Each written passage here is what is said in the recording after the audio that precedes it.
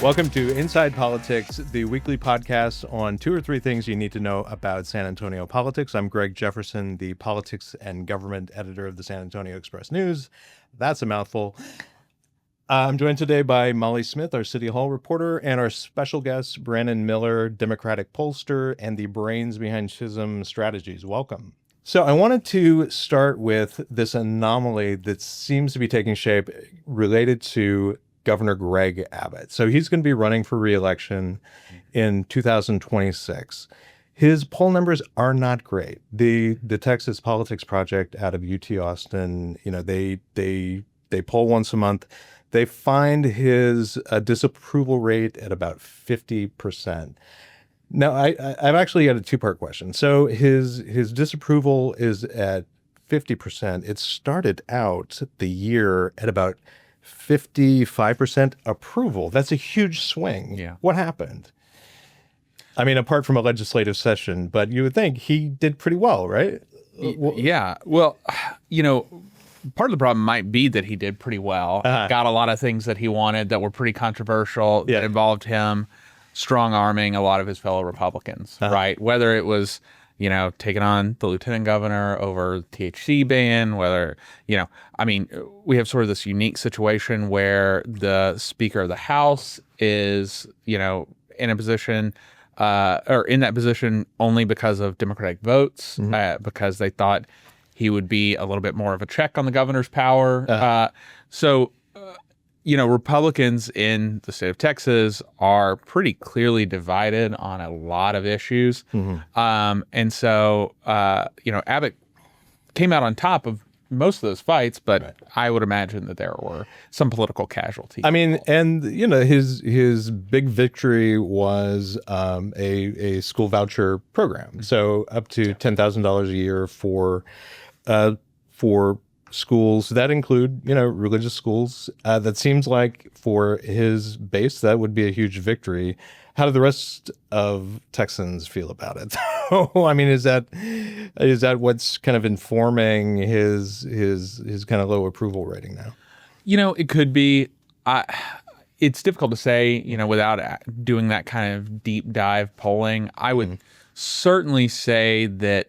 Well, one, you just have to assume that at this point in his career, all Democrats are opposed to Greg Abbott pretty universally, right? I mean, just the way he sort of responded to the Trump administration and backing up a lot of their policies, including more extreme policies, right? I think Democrats are just not happy with Greg Abbott. And so then, like I said, the question is, why are some share of Republican voters, because you don't get below 50% approval as, governor of Texas without some Republicans being mad at you. Why are some Republicans mad at him? And I think you would have to look at the issues that divide Republicans in the state of Texas. And obviously the voucher issue is pretty high on that list because there are a lot of districts, that do not have big private school populations, that love their public schools, that don't want to see charters come in, don't want to see, their tax dollars go to pay for the few private school students that there are. So I would think that, that would be certainly the first place I would look for what's, upset some share of the Republican electorate. But it's difficult to say for certain. Yeah. So in this Texas politics poll, it's pretty interesting. The percentage of Democrats disapproving of Abbott's performance, 89%. 76% approve among Republican voters. So is there anything you can take away from that kind of split? I mean, we live in highly polarized times, and I don't know that there's a whole, Abbott's career has mostly been about, the positions that he's taken that have been the most controversial have been about trying to play to the right flank of Republican politics to sort of assuage those folks. I think for good reason. If you look at some of the other elections that are going to be on the ballot next year in the Republican primary, and so that's going to obviously make you even less popular with Democratic voters, So, and then the 76% of Republicans, again, it's sort of the question of why that 24% are not happy with him. And I think there could be a few different reasons, but yeah. So we have this, on the surface, it looks like, okay, he might be vulnerable, 56, 50% disapproval rating, not great. But yeah, there are no Democrats at this point who have stepped up and said, yeah, I'm definitely in. I'm definitely going to run for him. I mean, Colin Allred, James Tallarico, they've both, decided to run against, whoever wins the Republican nomination for Senate. And Beto O'Rourke seems to be leaning toward a Senate race, not a governor's race. Why is that? It's an interesting question because if you look at red states where Democrats have had surprise victories, the races they've had surprise statewide victories have all been in gubernatorial races, right? You've got a Democratic governor of Kentucky, right? You have a Democratic governor of North Carolina and some other statewide elected officials, for the Democrats in North Carolina. Democratic governor of Kansas. You had a Democratic governor for 2 terms in Louisiana, right? What voters have shown kind of over and over and over again is that they are willing to take a flyer on governor of the opposite party of what they usually vote for in states that are overwhelmingly one party or the other. Because it's not just on our side, right? You had a Republican governor of Maryland for 2 terms, Massachusetts for 2 terms, Vermont, right? Those are deep blue states that had Republican governors that voters basically put in office to be a check on the worst excesses of their overwhelmingly one party legislatures, right? That's not been how voters have acted in recent elections in United States Senate races, right? I mean, we've seen Democrats had held seats in Montana and West Virginia and Ohio and, these other places for a long time that have just sort of slowly aligned themselves back to where those states are on the presidential level, right? Which makes sense because, these are folks that are voting for federal policies, right? That's not typically how voters have viewed gubernatorial races. And so you would think just based off of that Democrats would see more of an opportunity in a governor's race in a state like Texas than in a United States Senate race. I think the personalities involved on the Republican side and sort of like what they see as the opportunity in the United States Senate race versus, Greg Abbott. I think that's kind of driving a lot of this. That could be like Ken Paxton. Yes, the chance to run against the very troubled Texas Attorney General, if he can manage to topple John Cornyn. I think that's right in the primary. Yeah. Do you think we will eventually see a bigger name or a well-known Democrat step in because there is this desire by the Democratic Party to have well-known candidates in those kind of top statewide seats? Will they find someone? Will someone step up? I think that depends on where you draw the bar for what qualifies as well-known, right? Will we see some elected official or former elected official in that position or running for that position? I would imagine so. Some state rep, state senator, mayor, someone will step up and run for that. Life hates a vacuum, right? Sure. And you're not going to have just an empty slot, for the Democrats at the gubernatorial level. We're hearing that, and we've reported that former San Antonio Mayor Ron Nirenberg he's looking at a couple of races. One is against Bexar County Judge Peter Sakai, fellow Democrat. He's also thinking about running against the governor. Let's start with if you were to sidle up to Ron Nirenberg at restaurant, bar, whatever, and you just wanted to offer him some free advice, what would it be? I would say just totally being honest, I would say take a flyer on it, run for governor. You are going to be the most high profile person to enter that race. It seems like at this point, right? Yeah. I mean, like you said, basically all of the major Democratic figures, statewide figures, Beto and Colin Allred, they've decided they're probably going to run in the Senate race, right? So there is a vacuum there. Right. And you are, as a mayor, right? I mean, he was elected, we know he's a Democrat, but he was elected in a nonpartisan way. He governed in a pretty nonpartisan way. He has a lot of Republicans who voted for him in his, second and third, fourth runs. You have an opportunity to define yourself against the National Democratic Party brand in a way that, you could really overperform what other Democrats are doing on the ticket. And at that point, even if you lose, you've created a statewide brand for yourself as someone who overperforms the rest of the ticket, which sets you up if you wanted to run for a different position, if you wanted to run for United States Senate in the future, if you wanted to run for Congress. There are a lot of potential opportunities there that, you could have. Versus, I don't know that I think, if he entered into the county judge race against Sakai, it would be a very competitive race, and it'd be really interesting to see what he could do. I certainly think he left office extremely popular, but Sakai doesn't seem particularly unpopular or doesn't seem to have made any, big mistakes. So I think he's going to have a tough race either way. Why not, go around the state, introducing yourself to voters, see what happens, see what you could do. Yeah. Is there a risk for someone like him for entering, let's say, the county judge race, and then if he were to lose, is there a risk for losing a race that's kind of closer to home for your career that's more damaging were he to lose against Peter Sakai versus running for governor where there's really no expectation that he would win? You could certainly make an argument for that, but I'm not sure. I guess the question is, what is he going to do afterwards, right?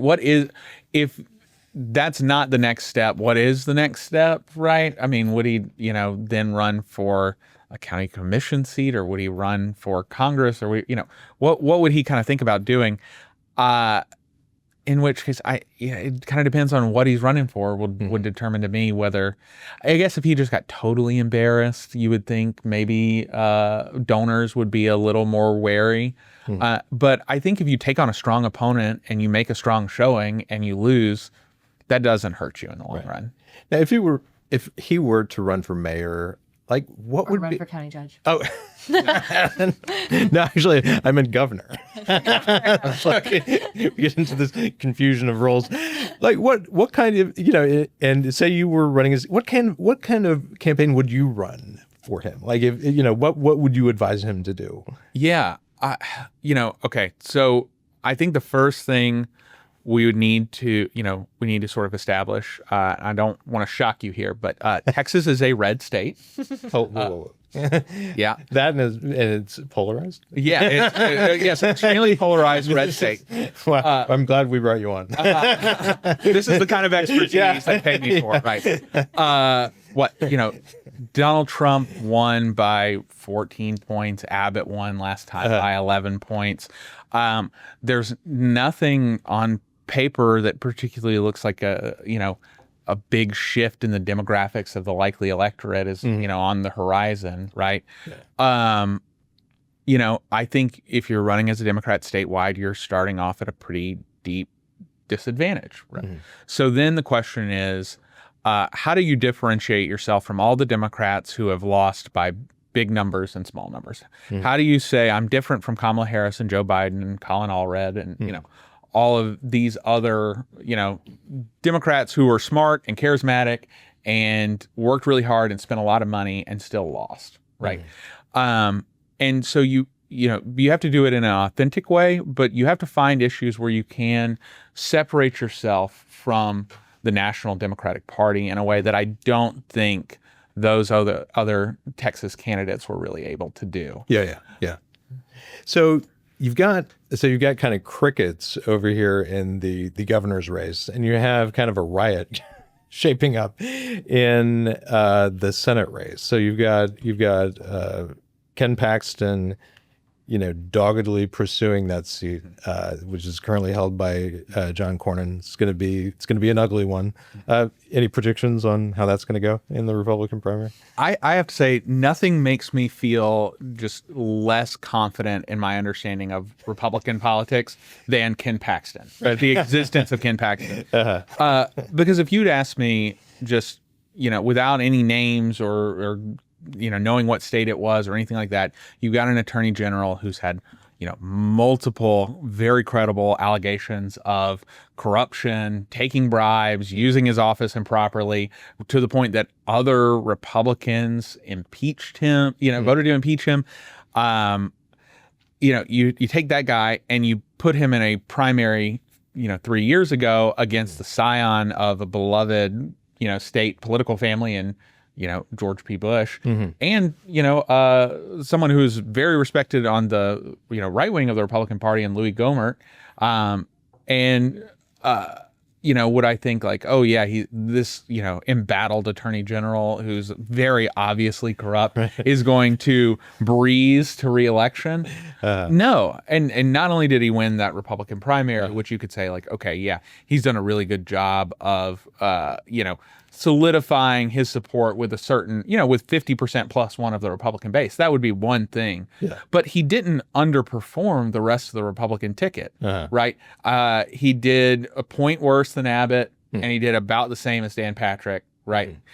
So it didn't even hurt him with your sort of standard rank and file or the most moderate Republicans in the state. They all lined up and voted for Paxton in the general election in 22 again. But even then, if, you say, okay, in the lead up to the Senate election, my gut instinct is always that incumbency is very powerful, especially in a United States Senate seat. And Cornyn has been the middle of the Republican caucus in the Senate, but he's not a moderate, right? The Republican senators who essentially got primaried out over the last, which it's pretty rare that happens, but in 2012 you had Richard Lugar, and then before that you had Arlen Specter flip parties because he knew he was going to lose the Republican primary. Those were guys who had like F ratings from the NRA, who were pro-choice, who were like obviously out of step with the median Republican voter in a way that Cornyn's just not. Cornyn is a pretty bog standard Republican. So again, you take that versus this embattled, obviously corrupt attorney general. I would have thought, okay, he might get his 35-40% core support, but he's not going to be able to build above that. But pre-scandal, he was leading in basically every single poll. Pre-latest scandal, I should say.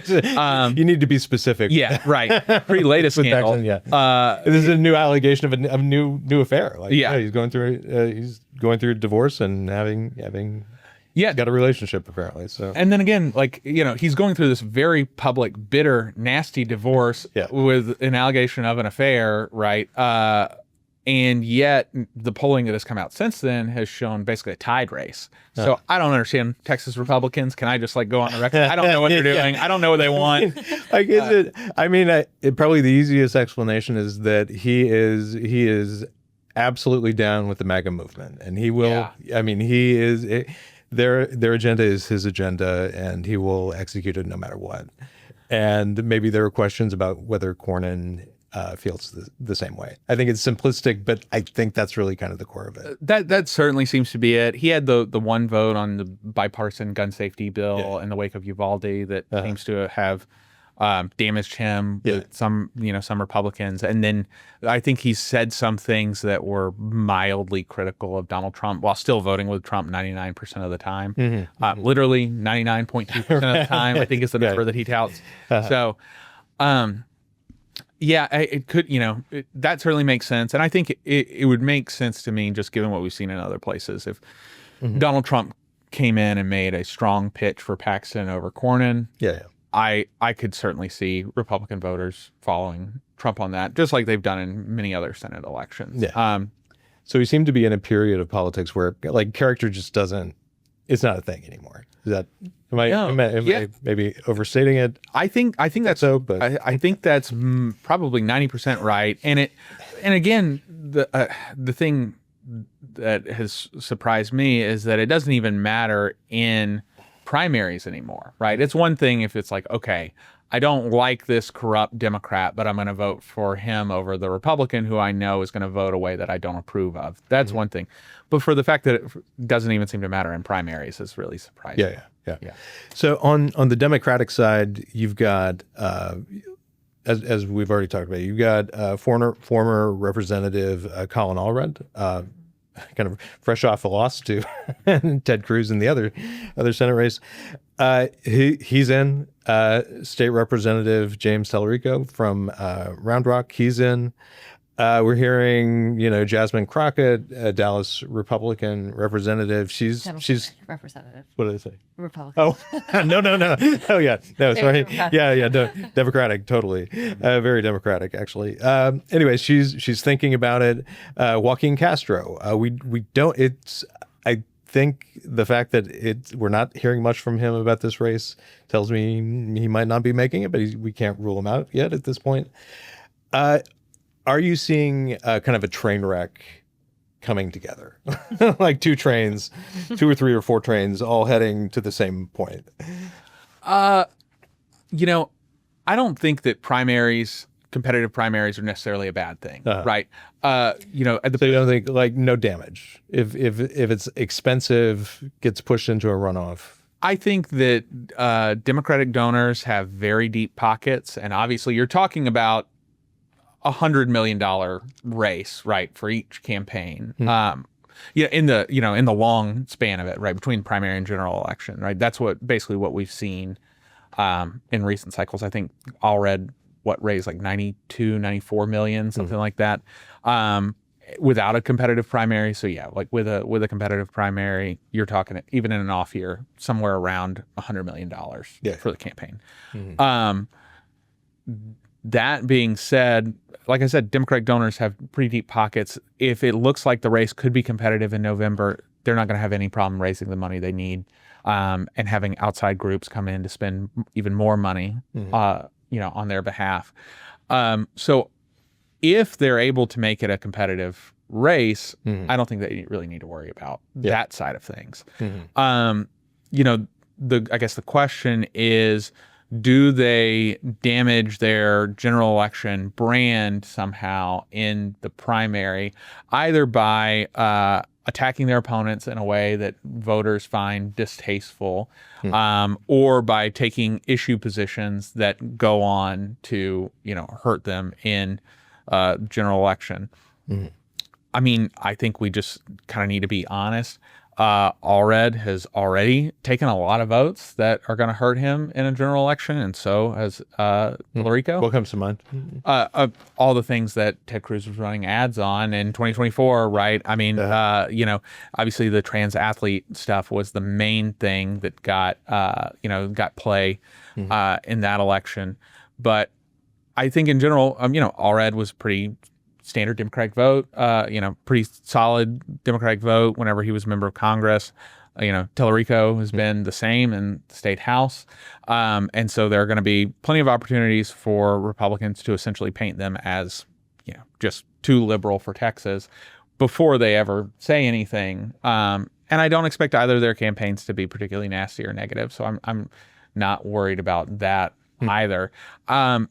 And I think that really there's an opportunity with a competitive primary to benefit whichever campaign comes out on top, which is that they got to spend a lot of time talking to voters. They got to spend a lot of time traveling around the state. They got to, figure out how to do a TV commercial properly, and how to think about their mail strategy, and all those sorts of things that the person that comes out on top of that primary will have proven that they know how to run a statewide election in Texas. And so, you look at what was the most competitive Democratic primary at the presidential level in, the past 20 years.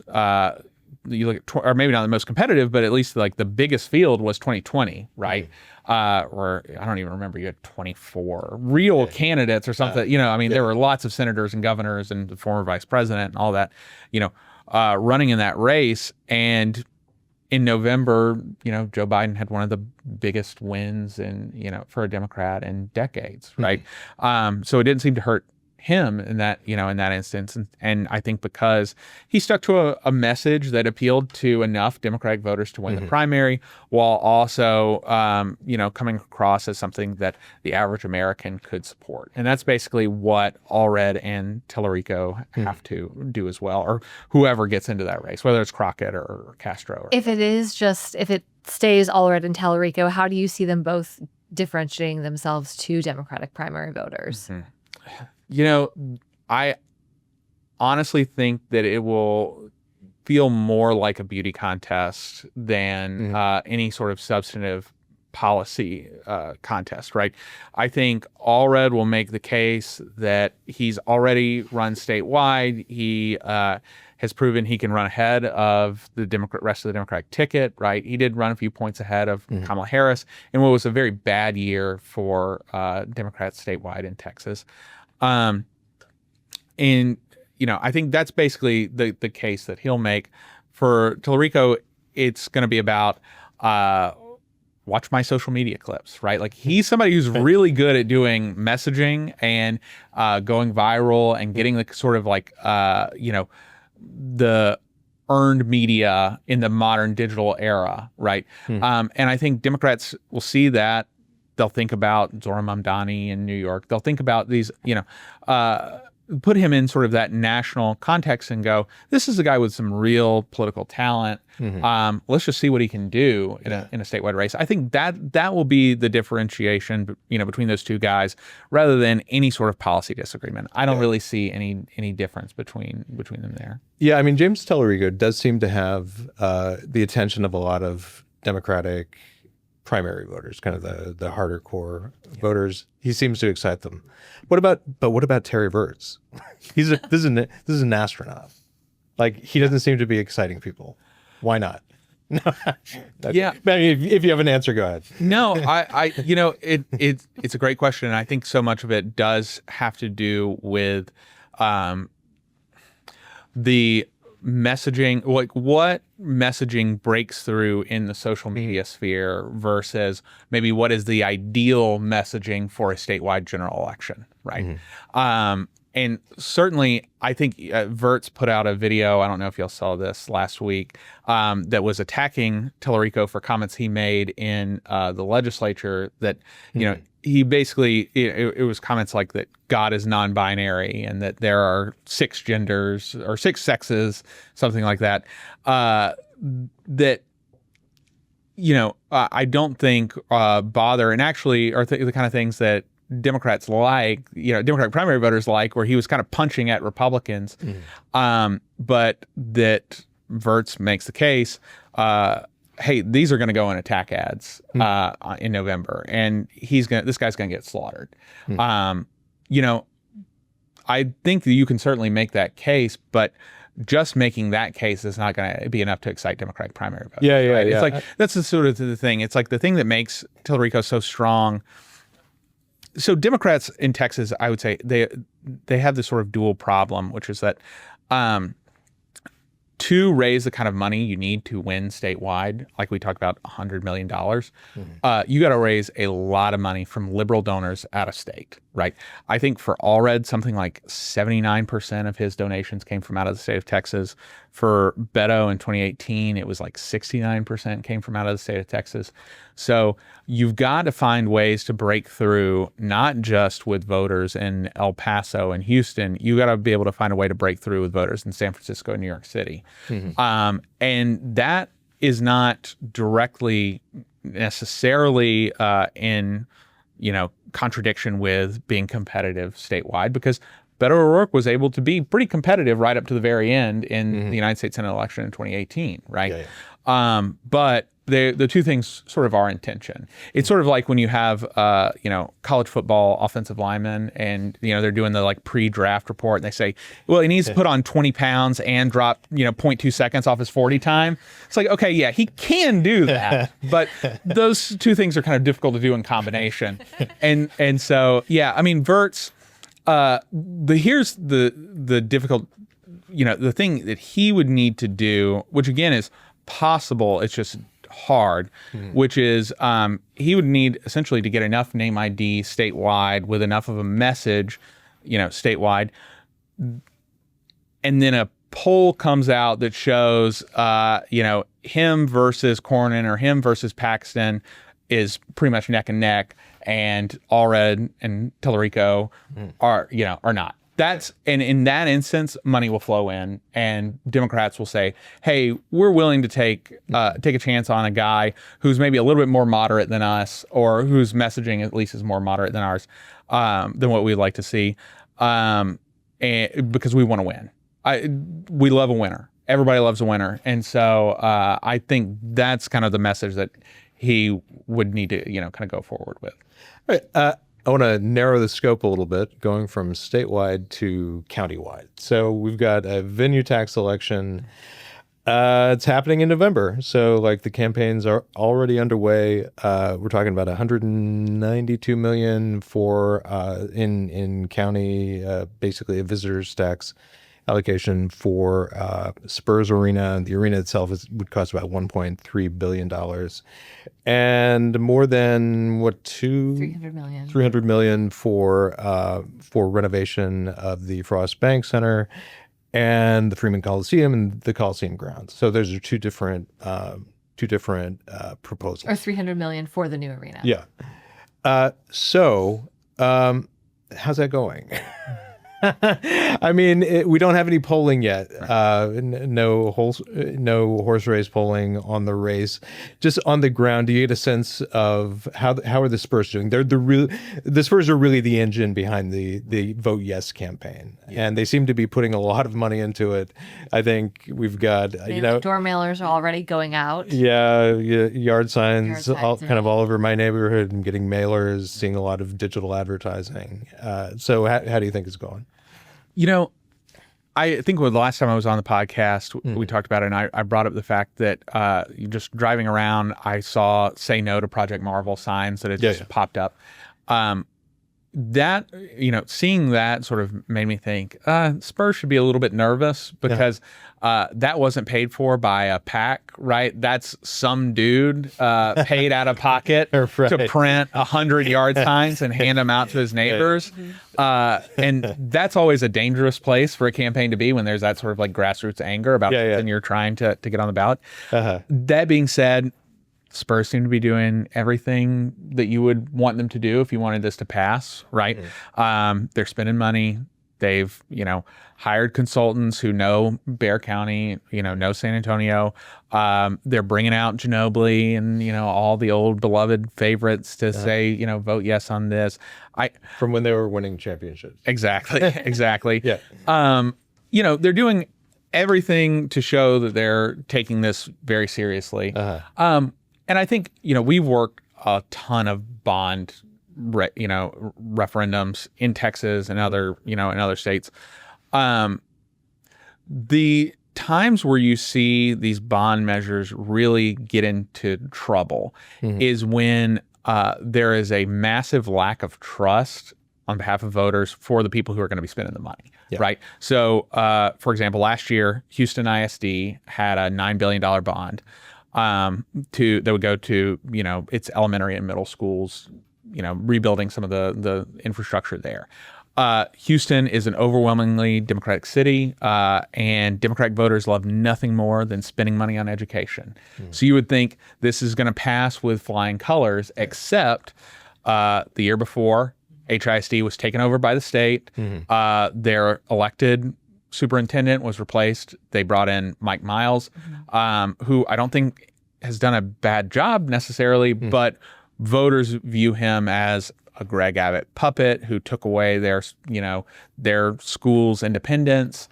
And so when the bond, came to the ballot, they're at school, HISD's asking for $9 billion. Voters rejected it 42 to 58.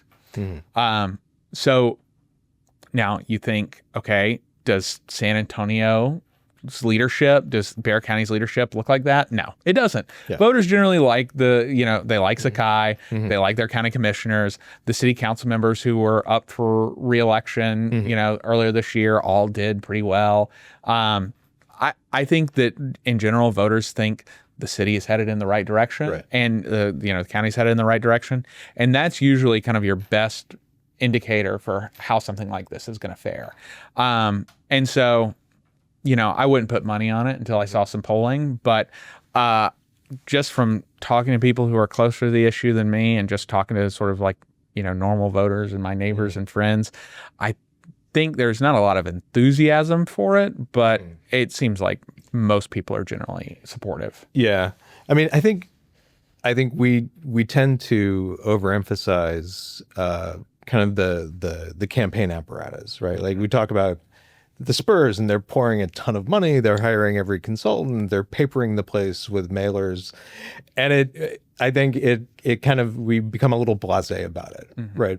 But in this case, I mean, you have, and I don't know that actually, I don't know whether that's papering over reality, and what I mean by that is, like, you do have some significant opposition to any kind of public financing for Spurs Arena and for Project Marvel, the city's kind of planned entertainment and sports district, which will grow up around it. And I mean, Cops Metro has said not a dime in public dollars, and I don't think they're pretty well established. They've got they've got strongholds in parishes from around the city. East side, west side, south side. I mean, pretty powerful. How big a consideration is that? I mean, could they slow down whatever momentum there is to pass this venue tax? Yeah, absolutely. So, two things here. One, I think that the way to think about it is if you got two sides and all else being equal, the side with a lot more money is probably who you should favor, right? Or who you should think is going to win, right? Uh-huh. Money does matter, but it's not everything, right? And certainly there is a core group, I think on the right and on the left, that, on the right, it looks like discomfort with any sort of new taxation, right? Just no new taxes. On the left, it's more no tax money for billionaires, right? And I think that's something you've seen in other places with where similar things have been on the ballot. So you look at Jackson County, Missouri, they had a referendum last spring that would have funded a new stadium for the Royals and the Chiefs in Jackson County.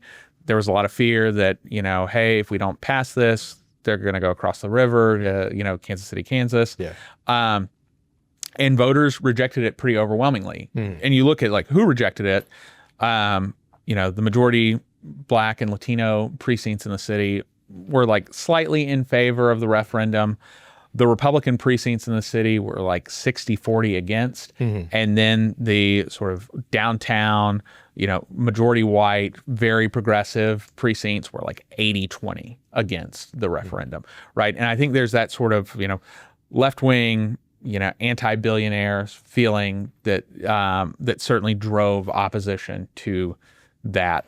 Now, the demographics of Bexar County look a lot different from the demographics of Kansas City in several regards. So I would certainly think that sort of like, far left white liberal voter, anti-billionaire voter is going to be a smaller part of the general electorate than would be the case in other places. So, but that being said, there's certainly going to be opposition to this for ideological reasons. And if it comes down to, if the way this is ultimately framed in the minds of voters is, why are we spending money on this and not insert issue here? Why are we spending money on this stadium and not on cops? Why are we spending money on this stadium and not on, early childhood education, right? Infrastructure. Or infrastructure. Cops Metro's right. big. Yeah. It's almost Cops Metro's talking point. Yes, right. So why this and not that? I think that makes it tougher for it to pass. Now, that being said, I think the Spurs have done a really good job of saying, hey, we are going to spend money on early childhood education, and we are going to make sure that this sort of, becomes an economic development engine. And we're putting in a lot more money than I think people expected initially to, build this up. Yeah, that's right. And you're referring to the community benefit agreement. Exactly. Yeah, it went from $60 million mostly for early childhood and pre-K programs to 75 million. Yeah. And that's, that was in August when Mayor Gina Ortiz Jones was trying to kind of slow things down. The city council was, they were looking at a term sheet for an agreement with the Spurs and the city and the county. She was trying to slow that down to say, hey, we need a more thoroughgoing economic analysis. City council members need to talk with their constituents in at least 2 town halls per district about this project, that kind of thing. Now, she lost that one at council. Her colleagues voted, believe it was 7-4, and she was on the losing side to pass the term sheet. And she's talked about, I think she said publicly that she favors a deal. She wants an agreement with the Spurs, but one that's fair to the city. And she's also talking about downtown development as balanced against, like, for example, flood control projects. Now, her lack of a position in this race is interesting. Do you think is either side kind of waiting with bated breath to see where the mayor is going to come down on the county venue tax? And is the mayor, to your thinking, likely to give either side what they want? Or is she just going to kind of hold herself aloof? So the second question there, I'm not sure. I'm not sure, what she is ultimately going to decide to do. I think, sort of her position up to this point has been pretty muddied, from pre-election. Before the election, my assumption was she was just trying to be careful to not, piss off any voters before they went to the polls, right? But she's kind of kept the same position post-election, which makes you think she's sort of conflicted on this, right? If she takes a stance one way or the other, my expectation is that will be more reflective that voters have moved one way or the other, and she's sort of like reading which way the wind is blowing. Yep. And so, and I'd say that for local elected officials in general, right? That they're usually a lot closer to the ground, and if you watch them, that gives you a clear indication of kind of where voters are headed, rather than expecting voters to follow whatever, the mayor or the city council or whoever says. Let's say she doesn't take a position and says, I think her position right now is the voters should decide. But let's say she doesn't take a position and the venue tax passes. How does that, how does that affect her going forward, given that she has, of everyone up there, she's been one of the loudest voices, the most critical of the process, the secrecy around it, the terms of the deal? I mean, does that, if voters say, yes, we support a venue tax, does that hurt her in terms of political capital? I think that depends on how tied she is in voters' mind to the opposition. I think that is one of the weird things about her position currently, is that even though she's sort of not taking a position, not taking a position is being viewed as being opposed. Right. Right. I think that's the general feeling. Yeah. Right. And so if it passes overwhelmingly and she's viewed as having been opposed, like, does that hurt her? I'm not sure. I actually think the risk would be being seen as opposed to this. It fails, and then there's some sort of negative consequence down the road to that failure, right? Either the Spurs come back and say, hey, we offered you the sweetheart deal. Now we're saying we need this, and it's going to be a way worse deal. Then I think, the people who oppose the initial vote are going to, come across as, looking worse than others. But if it passes and her opposition or her non-support is sort of just viewed as that, as sort of, milquetoast non-support, I don't think it really matters to her in the long run. So she is talking about now, so... This is the financing package for new Spurs Arena is kind of shaping up in such a way that this venue tax election is probably going to be the only time voters have a chance to weigh in on the use of public financing for this arena. Now, the mayor is trying to kind of break that paradigm and say, well, wait a minute, because the city at some point will have to sell bonds that are going to be backed by, property taxes generated by related development. Super complicated, and I'm not going to get into it, but the city will have to float bonds. Now, the city does not have to call an election for those particular bonds because they're revenue bonds. She wants that to go to voters. Is there, and like I said, this is the Spurs have pretty solid support on council. Say, she lost the term sheet vote 7-4.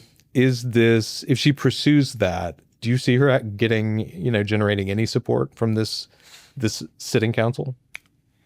I'm not sure. I think a lot depends on what happens in November, right? If it's viewed as a pretty close race, I think, folks, again, they're going to be looking at which way the wind is blowing, right? And so city council members say, if you're in District 6 or, 7, and it turns out that voters in your district voted against the bond overwhelmingly, then you might take a little more cautious of a position than you would have, if it passes overwhelmingly, right? So I think a lot will depend on kind of what happens. And like I said, when it comes to local elected officials, it's more common to see them following than leading voters on this stuff. Yeah. To kind of end, I'd love to ask you about just the mayor's first 100 days. This Friday is going to mark kind of those first 100 days in office. How is she doing? What has maybe surprised you about how she has approached the mayor's office? So the first thing I would say is, and this is a message to all of my clients, never be. we love it when consultants do that on this podcast. Yeah, absolutely. So any elected official who is ever going to hire me or think about hiring me, please, I'm begging you, do not be the lone vote against puppies. That's pretty good. Yeah.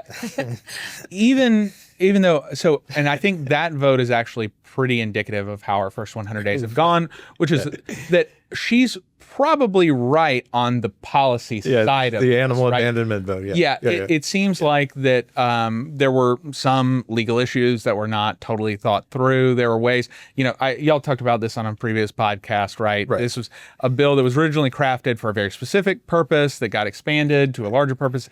It didn't really fit, and so they probably should have spent some more time. Very confusing. Working through it. Several council members didn't actually know what they were voting on. So yeah. But that's not what the mailer is going to say. That's right. It's going to say the mayor was the only one to vote against it. Yes, yes. It was, the council was unanimous in saying we don't want anyone abandoning puppies in San Antonio, and the mayor said, actually, I'm fine with that. So I think that's how voters are going to perceive that vote in particular. But so to speak sort of more generally, I think there have been several instances where the mayor has been trying to make changes to policy or to the way the council is currently, run that make sense in theory, but the politics of them just are bad. And even the sort of relational politics. It's just when you're a mayor in a weak mayor system, your power is all soft power. It's the power of persuasion, right? And so the most important thing is for you to have good relationships with the other members of the council, with related stakeholders, or to have just such overwhelming support from voters that, they're a little afraid to cross you. And I don't, it seems like she's not done a great job of managing her relationship with city council thus far. A lot of those folks just, seem pretty unhappy with the way she's, handled certain issues there. But I don't think that she was not elected with a kind of overwhelming mandate from voters, even though she was comfortably elected. I don't think any of them are afraid to take her on. And so I think she's going to need to find more of a balance with her, with her city council, figure out ways that they can work together moving forward. And she's 100 days into her term. She's got a long time to figure this out between now and the next election. Now The week of City Council's vote on the term sheet for the Spurs arena, that was really interesting to me because we saw something that, like, I just don't, I've been here since 2000. I've not seen a mayor invade a city council member's town hall meeting on the city budget to talk about this term sheet. I've not seen a mayor take over. Attack them in a editorial in another publication. Yeah, exactly. And there was a pro Spurs Arena rally the day before the city council vote. She showed up. Wanted to know why she hadn't been invited, even though she'd had her own anti-term sheet news conference the day before. And it felt to me like she thought that she had the public on her side, like she had voters in her corner, and that would somehow translate to swinging council members. Like, is there any other way of reading what she was doing that week? Did she just kind of overplay her hand and this public support just wasn't there? Or am I missing something?